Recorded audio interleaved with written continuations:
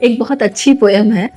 किसने लिखी है नहीं जानती मैं। ज़्यादातर मैं पोएम्स जानती नहीं किसने लिखी है, बस मुझे कहीं मिलती है, अच्छी लगती है और मैं आपको सुना देती हूँ। तो आज एक सुनाती हूँ नई पोएम।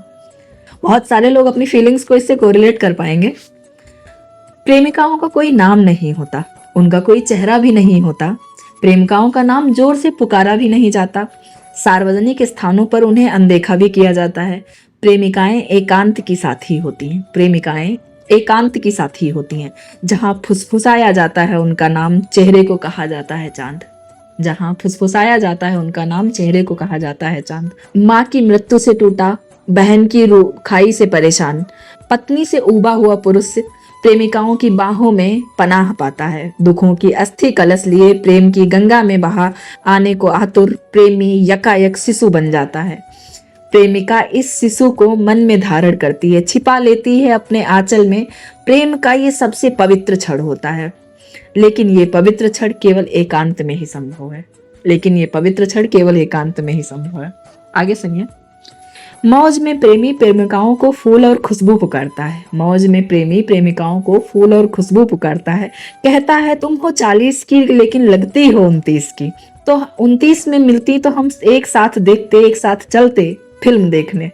अब तो कोई ना कोई टकरा जाएगा थिएटर में, यूं सबके सामने तमाशा बनाना ठीक नहीं। प्रेमिका अनसुना करती है प्रेम को तमाशा पुकारना, पूछती है चाय तो पियोगे ना, खूब अदरक डाल के बनाती है चाय, देर तक खौलाती है, चाय नहीं मन।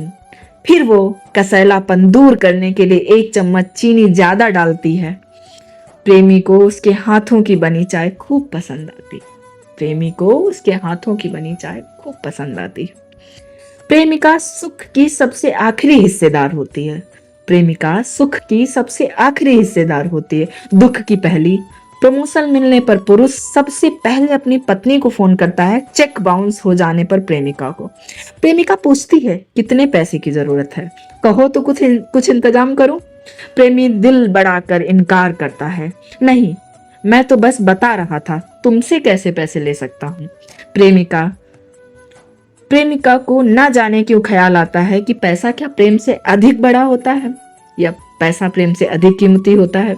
वो कहना चाहती है सुनो प्रेम दे दिया फिर पैसा क्या चीज है, लेकिन कहते कहते रुक जाती है। ये फिल्मी डायलॉग सा सुनाई देता। इस उम्र में ये चोचलेबाजी अच्छी नहीं लगती। कभी अचानक मॉल में प्रेमी से टकरा जाने पर वो देखती है उनको अनदेखा करने की कोशिश, लेकिन पहचान लेती है प्रेमी की पत्नी। वो जानती है उन्हें सहकर्मी या पुरानी दोस्त के रूप में। पूछती है कितने दिन बाद मिली आप, कैसी हैं, क्या कर रही हैं आजकल। प्रेमिका बिल्कुल नजरअंदाज करती है अपने प्रेमी को।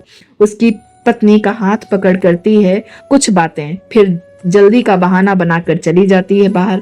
अगले दिन प्रेमी बताता है पत्नी पूछ रही थी आजकल उसके रंग ढंग बदले बदले से हैं।